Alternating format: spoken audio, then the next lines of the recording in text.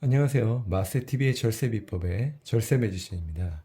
자, 어제가 됐죠? 새벽 1시니까 어제 또다시 추가적인 대책이 나왔습니다. 2020년 2월 20일 수원 3구, 안양시 만안구, 의왕시가 새롭게 조정 되었죠. 대상 지역에 이에 따른 세금에 대한 부분을 한번 같이 살펴보도록 하겠습니다.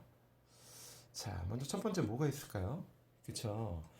조정 대상 지역에 있는 주택을 취득할 경우 우리 1세대 1주택 비과세 요건을 살펴보면 원칙적으로는 2년 보유만 하면 9억까지 비과세가 되었었죠. 그런데 조정 대상 지역의 주택을 취득할 경우에는 2년 보유 기간뿐만 아니라 2년 거주 요건을 충족해야만 2년 거주 요건을 충족해야만 9억까지 비과세가 가능합니다. 자, 그리고 또 9억이 초과하는 부분에 대해서 어떻게 했죠? 9억 초과분에 대해서도 올해까지 양도하는 부분에 대해서는 2년 거주만 하면 보유기간에 따라 최대 80%까지 적용을 해주죠. 하지만 어떻게 되죠? 1216 대책 잠깐 살펴볼까요? 이때 1세대 1주택자 장기보유 특별공제 거주기간 요건이 좀 바뀝니다. 여기 파란색부터 볼까요? 1세대 1주택자 9억 초과에 대한 장특공이 최대 80% 적용하되 거주기간 요건을 추가합니다. 그래서 어떻게 하냐면 이 연 8%짜리 공제율을 보유기간 연 4%, 거주기간 연 4%로 구분하여 적용하도록 변경이 되었죠. 그래서 이 표에서 보시는 것처럼 일괄적으로 적용하는 게 아니라 몇 년 보유했는지 그리고 몇 년 거주했는지에 따라서 장기 보유 특별공제가 달리 적용이 됩니다. 언제부터일까요? 그 내용은 빨간색으로 있죠. 21년 1월 1일 양도분부터입니다. 그래서 어떻게 해야 되죠? 내가 고가주택을 갖고 있는데 오랜 기간 거주할 생각이 없다라면 올해 안에 처분을 하셔야겠죠. 자, 참고적으로 이 부분 좀 한번 짚어봤고요. 여튼 첫 번째 이슈는 이제 이 수원과 안양시 만안구와 의왕시의 경우에는 주택을 취득할 때 거주 요건이 따라온다. 예를 한번 들어봤습니다. 자, 이런 거. 자, 평촌 안양시 동안구죠. 평촌에 있는 아파트를 2018년 2월에 취득해서 10년을 보유한다고 가정을 해볼게요. 또 하나는 분당에 위치한 아파트입니다. 똑같이 2018년 2월에 취득하고 10년 보유합니다. 자, 그러면 같은 날 취득했어요. 그럼 가격만 차이가 있는데 둘 다 9억이 안 돼요.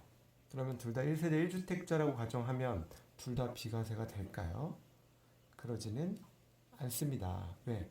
하나는 비과세가 되지만 하나는 이렇게 세금이 나오죠. 왜 그럴까요? 여러분.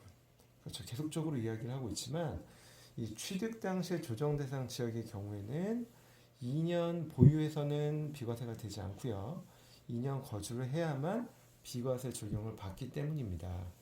자, 그러면 우리 조정 대상 지역이 어떻게 되어 있고 언제 지정이 되었는지 다 살펴봐야겠죠. 여기 보시면 이렇게 표를 좀 준비했습니다. 최초 2017년 8월 8.2 대책 때 지정이 된 조정 대상 지역이 있죠. 이 검정색으로 표시가 되어 있고요.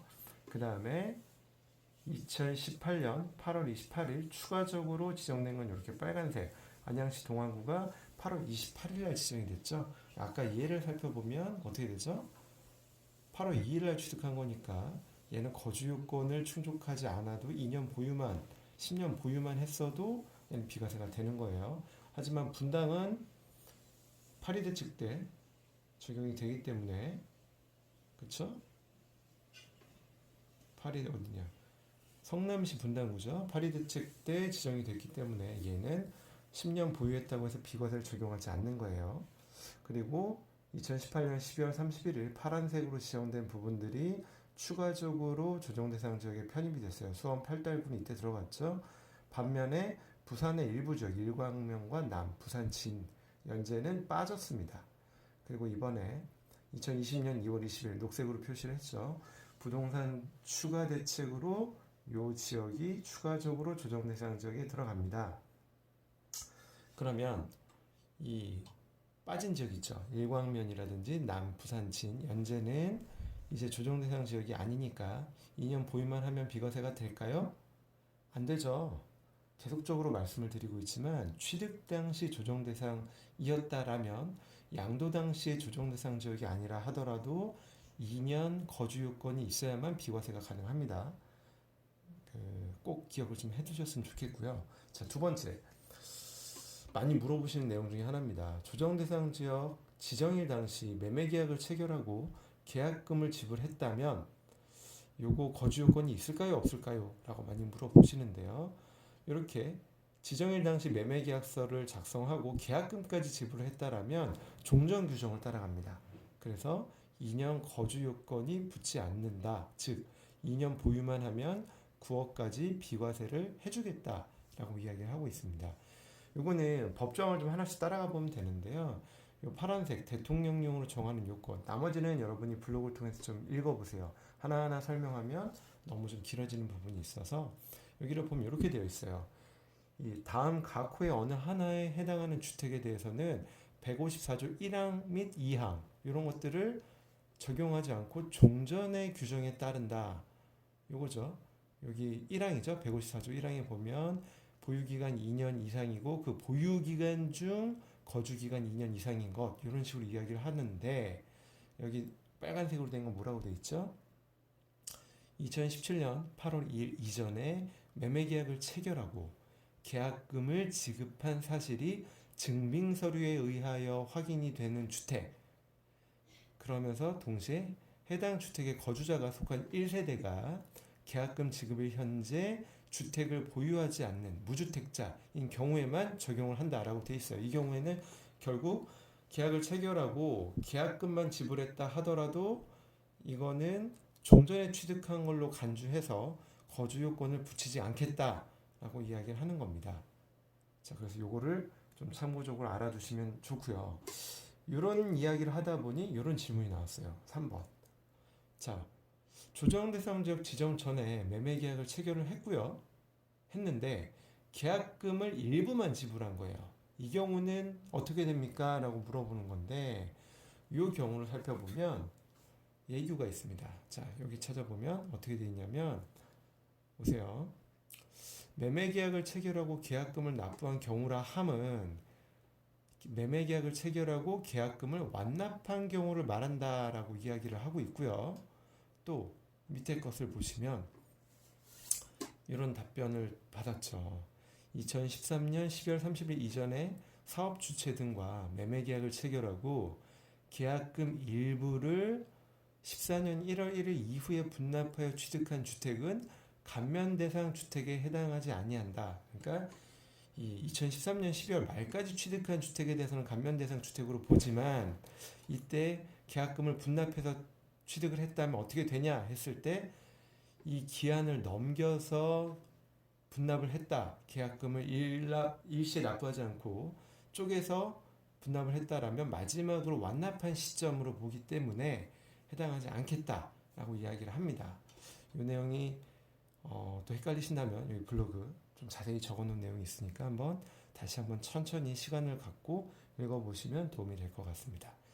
자, 네 번째, 조정 대상 지역 지정 전에 계약한 주택의 일부를 배우자에게 증여한 경우 이 주택을 양도할 때, 그러니까 부부 공동명의가 된 거죠. 이때는 어떻게 되냐라는 것도 좀 여쭤보셨는데요.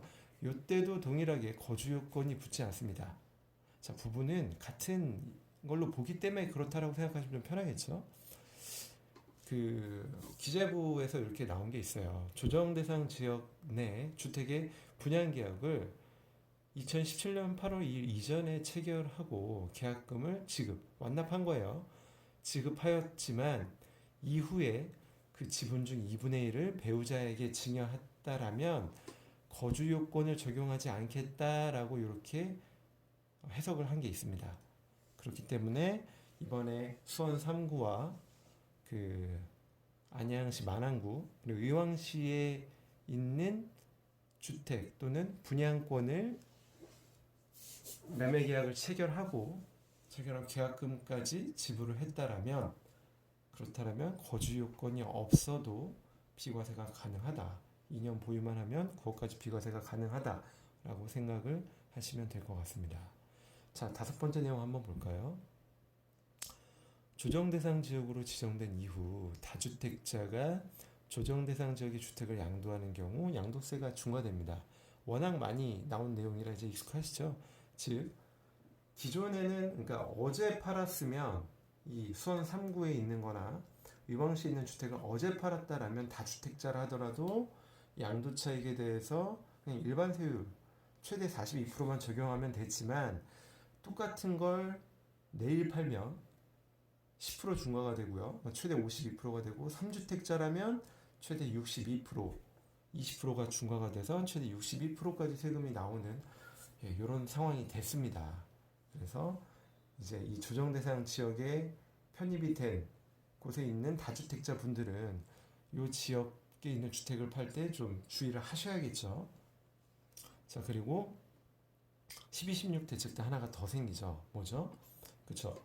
이 분양권은 사실은 주택으로 보지는 않습니다. 이 입주권하고 다르게 분양권은 실제로 완공이 됐을 시점을 주택으로 본다라고 생각하시는 게 나아요.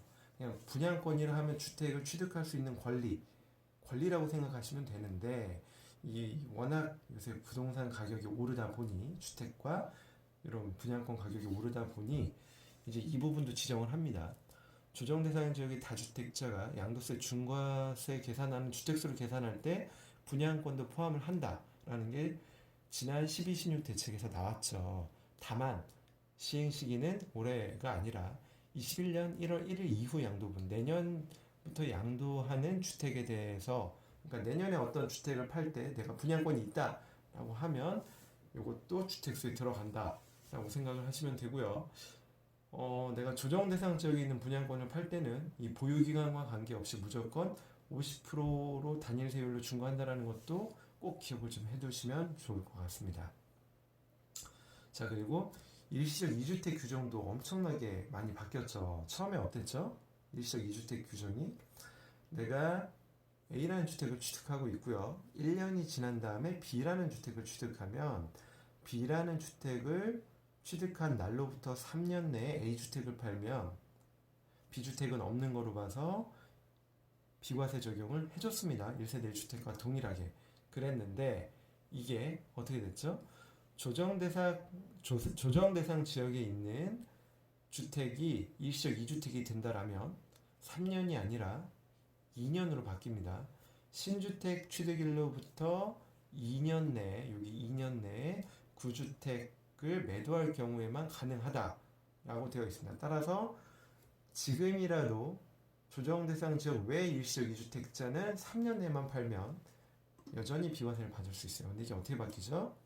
빨간색처럼 1년, 2년, 그러니까 일단 9주택을 취득하고 1년이 지나서 신주택을 취득하는 것은 동일하되 이 1년 이내에 신주택으로 무조건 전입을 해야 됩니다. 그리고 또 1년 이내에 9주택을 양도해야 돼요. 그러니까 3년, 2년이 아니라 이제 1년 이내에 9주택을 양도해야 됩니다.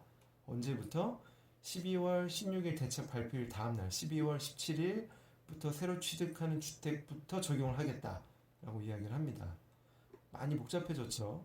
그러니까 조정 대상 지역에서는 이제 일시적 2주택 혜택도 실질적인 실거주자, 투자 목적이 아닌 실거주 목적으로 취득하는 사람들한테만 예외적으로 인정을 해주겠다라고 이야기를 하고 있고요. 그러다 보니 이런 예외 규정이 살짝 들어옵니다. 구입한 신주택에 임차인이 있고요. 이 임차인이 임대차 계약을 한 지 6개월밖에 안 됐다라면 보통 2년 계약을 하죠. 1년 반 뒤에나 전입이 가능하기 때문에 이런 경우에는 예외적으로 2년까지 연장이 가능하다라는 단서조항도 따라오게 됩니다. 자, 거의 다 와갑니다. 힘드시죠? 자, 8번째. 조정 대상 지역의 주택을 취득할 때 3억 이상이면 자금 조달 계획서를 제출해야 됩니다.